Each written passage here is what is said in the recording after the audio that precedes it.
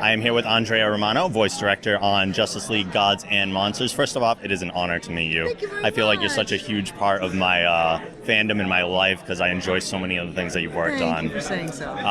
When you are dealing with something like this, where you have new characters, you have a new universe, where do you go for voice inspiration on something like this? There was that moment of, I have to get rid of everything I've thought of previously and look at this as a brand new project, almost as if I haven't been ensconced in the DC universe for the last 20 some odd years.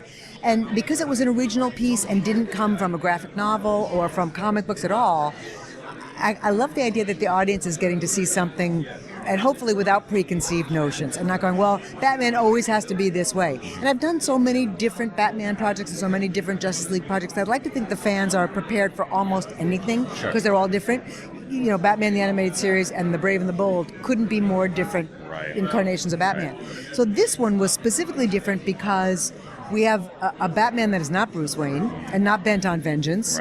We have a Superman that is not the son of Jor-El and who was raised by Hispanic parents, so speaks Spanish fluently. We have a Wonder Woman with a completely different, sensitive backstory. And so I really just look for the best actors. And what helps me a lot is to see what the character design looks like, because you look at a very big Batman and you want a voice that goes with a big Batman. If you have a slight, thin Batman, you want a voice that makes sense coming out of that body. And then you also look at, how does this Batman line up with this Superman and this Wonder Woman? Do they make sense in the same universe? Or are they different styles of actors? Or are they...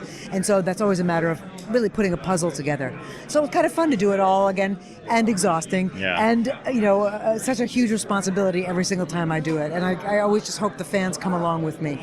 In addition to the great voice actors that we have presently here with us today, you also worked with Michael C. Hall, Jason Isaacs, and Benjamin Bratt. I'm a huge Dexter fan, and I'm so curious what it was like to work with Michael C. Hall. He was an angel. He had not done this work at all, I don't think. Maybe if he had a tiny bit of experience with it. So I basically, as I say to all actors who have not done this work before, I just said, trust me, I won't let your voice go out sounding bad. I'll hold your hand through the entire process. All you have to do is act, and we all know you can act. So just act the piece, and then if there's some technical problem, a pop on the microphone, or you've moved away from the or whatever, I can easily help you with that problem. But just act it. Ask questions as you go. Happy to answer anything, because a lot of the actors record separately. I like it better when they can record together, but their schedules don't always allow that. So if you want to do 3 completely different takes for that one line, do 3 completely different takes. We'll find the one that goes best with the next line that follows it. And so it's kind of a freeing thing for the actor, and it allows them to play. And once they buy into the process, it's Tommy Howell. Is this weird? This isn't weird at all. I have never crashed an interview. Ooh, really? This is awesome. I'm honored. Wow. Is it weird that it's a 3-way now? Her husband's here, but he's super cool. I love him. He's really cool. I need to join you. Okay. Hop right in. Yes. Yeah, feel free. Can I just say one thing, because I haven't said it while she could hear? You have no idea the greatness that you are. Oh, I do. In front of right now. I had to spend the first part of the interview just showing You my gushed love. a little bit. Okay, I did. can I? Okay. I was fanboying a little. Okay, that's good, because let me tell you something. I have worked with Steven Spielberg, Francis Ford Coppola, John Milius, Franco Zeffirelli, and Andrea Romano. Wow. She's That's cool to be amazing included in that in crowd. what she does and inspires you the same way as an artist, and is so giving, and I love you and needed you to hear that, because it's amazing. And as an artist, we feel so safe coming in to you. We're like, Andrea's there, I'll do whatever. And what I've been trying to tell people is it really comes alive the second time we come in. We do it the first time, and I'm trying to wrap my head around it, and we don't have...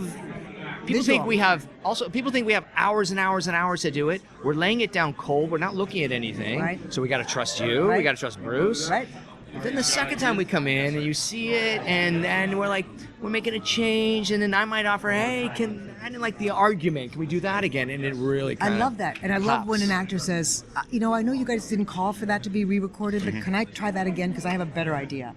That's wonderful, because then they're engaged in it with me. We're not working separately. We're actually together going, why not? Yes. And we're making that discovery in the moment, not at home or in the car ride in. That's right. And there's a certain life that happens when you make that discovery together in the moment, and you feel it, the room feels it. And I'm not saying, are you sure that was right? I look at her, she looks at me, we know. Exactly. Bang, we're moving on. Exactly. Yeah, You yeah. can tell right away. It feels right. It really does. Well, now that C. Thomas Howell is here with us, how do you keep this troublemaker in line? I mean, really. But my ear. Yeah. She does it to all of us. Yeah. She's really got it down to a look now. right. Yeah, and we just stand at attention. Miss Tommy, Romano, whatever you want, Miss Romano. Tommy, Yes. Tommy. Okay. But Awesome. the thing is, too, that even though we're doing really serious work, and this is a serious piece, Sure. it's got to be fun.